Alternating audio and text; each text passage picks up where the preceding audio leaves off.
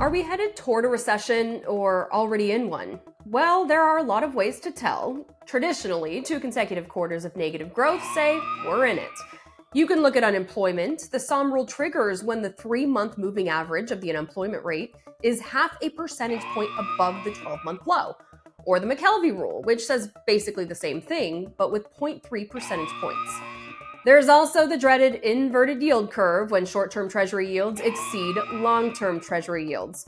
Still with me? Okay, here's where it gets interesting. The less scientific indicators. Like when the vibes are all wrong, even though the economic indicators are doing all right. That's what Kyla Scanlon calls a vibe session. Slowing men's underwear sales can also point to economic concerns. Apparently, you guys wear tattered boxers when times are tough. And more morbidly, the number of unclaimed corpses at morgues goes up in tough times. I promise, I'm not going to count that today. We're going to go in a more lively direction. A wise man once told me that 2 signs that we are heading into financial ruin is, number 1, all of the strip clubs are empty. Number 2, the pop music is brilliant. So should we start getting familiar with the Perry Rule, the Gaga Rule, or even the Peas Rule? Gotta get it, boom, boom, boom. This is where recession pop comes in.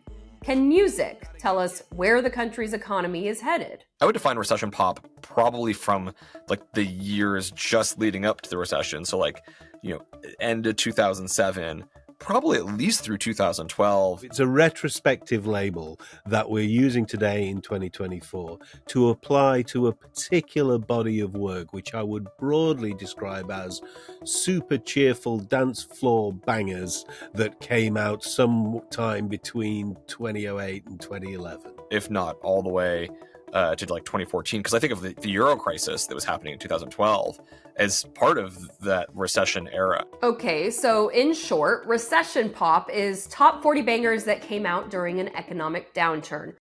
The most clear example happened leading into the Great Recession, a pop music soundtrack that stands out above the rest.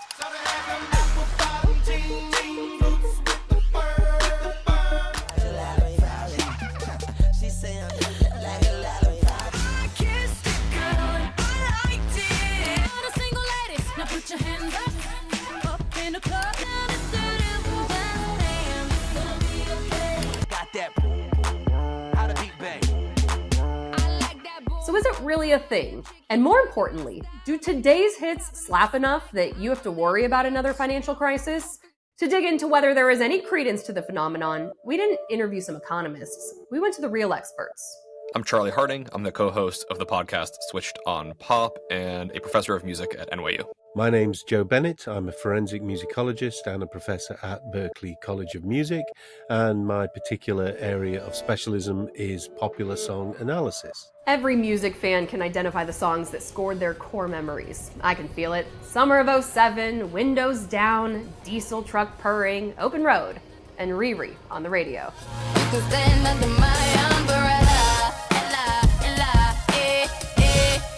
The recession affected different people very differently. Like, if you lost your home, you're going to remember what that song is on the radio when you had to pack up and leave. Is really different than maybe someone for whom their family got through it okay, and they're just like, I just love my recession pop bops. You can find what we might say are reflective songs, where the dark times people are experiencing are indeed dealt with in the song lyric. And we might also find what you might call escapist songs. What the heck, let's party.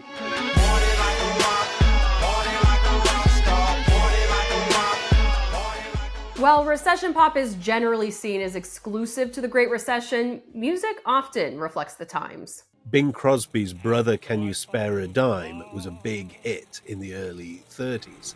And that's a song about a returning war veteran who's homeless and looking for money. In 1933, Ginger Rogers has a hit with We're in the Money. We're in the money, oh, I'm on the honey. Is that a sort of an ironic title? But it's certainly a very cheerful lyric. Maybe it's a fantasy about having money, because a lot of people wouldn't have done in the US in the early 30s. So there could be something here. If recession pop is a nostalgic way of looking back and trying to make sense of this period of total dislocation and fragmentation. Like, all the power to listeners to call this stuff recession pop, even if it just happened to be the upbeat, fun thing that was occurring at that time.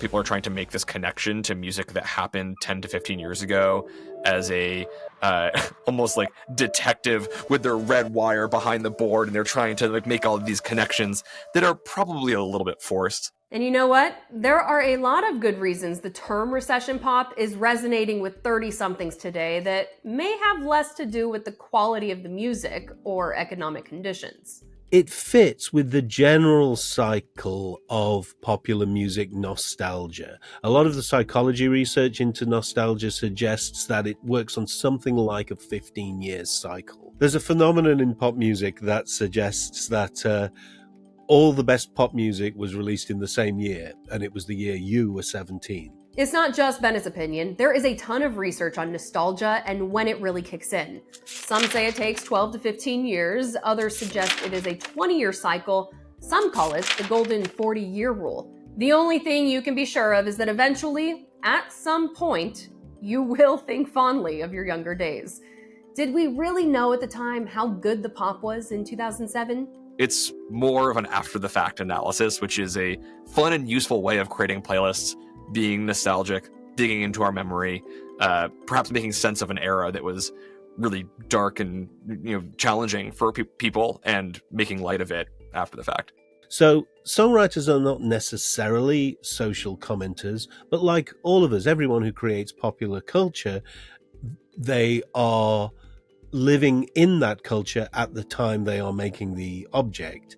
And the market, that is the pop music fans who are buying or streaming the single, are also in that social context and liking what they like in the context that they're in. As much intention as a songwriter might have, whatever they might intend, the listener is going to take it and do what they want with it. Like, a great example of listeners completely misusing a song would be like Hey Ya by Outkast. Thank God for mom and dad for sticking together, 'cause we don't know how. Which is one of the most requested songs at weddings, and yet the song is about relationships that never last. In many ways, the look back at so-called recession pop allows us to look at what makes a great pop song and why it sticks with us. So I think what makes a great pop song is accessibility.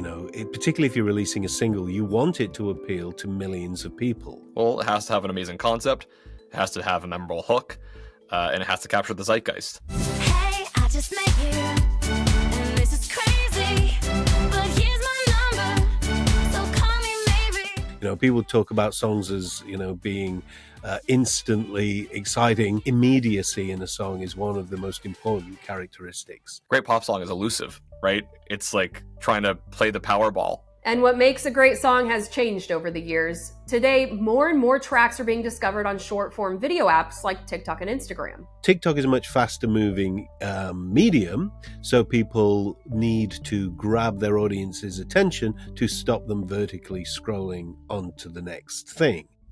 Take my horse to the hotel room. I'm gonna ride till I can't no more.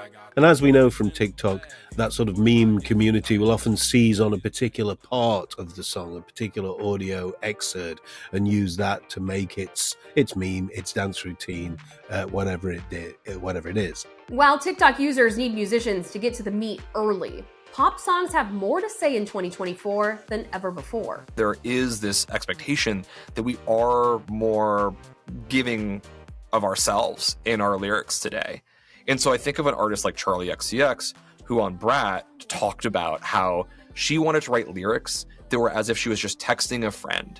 Yeah, 360. When you're in the mirror, do you like what you see? When you're in the mirror, you're just looking at me. And this is the album that has broken through for her, because some of these lyrics, They don't have these perfect rhymes. They have the perfect imperfections. So it's an introspective form a lot of the time.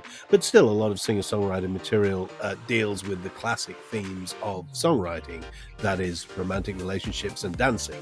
Most pop songs are about one of those two things. Come on now, follow my lead. Come on now, follow my lead. I'm in love with the shape of you. Singer-songwriters in contemporary pop are having big mainstream hits, often with similar themes. You know, a lot of Ed Sheeran's song themes are simply about getting together romantically or dancing. Look, I know you didn't see a story about recession indicators turning into a commentary on the state of pop music. Here we are. And we can't end the conversation without the biggest name in music, let alone pop culture today. And of course, even the great Taylor Swift was not immune to the cheerfulness of recession pop. Her two significant albums at that time would have been Fearless, which came out in 2008, and then Speak Now, which originally came out in 2010. And of course, both of those contain a whole bunch of songs in that vein. Love Story, You Belong With Me, White Horse, The Story of Us. You'll be the prince and I'll be the princess. It's a love story, baby, just say yes. I think on a lot of metrics, Taylor Swift is the biggest artist to have ever lived in terms of the longevity of her career. The fact that she is what should be a late stage career artist, and yet she is at her peak. She has had multiple peaks that just keep getting bigger and bigger and bigger. Will we look back at the Tortured Poets Department as a recession anthem? I'm so depressed, I act like it's my birthday. For Straight Arrow News, I'm Sibon Del Rosario. If you liked this story, search the Straight Arrow News app for our story on the death of music journalism.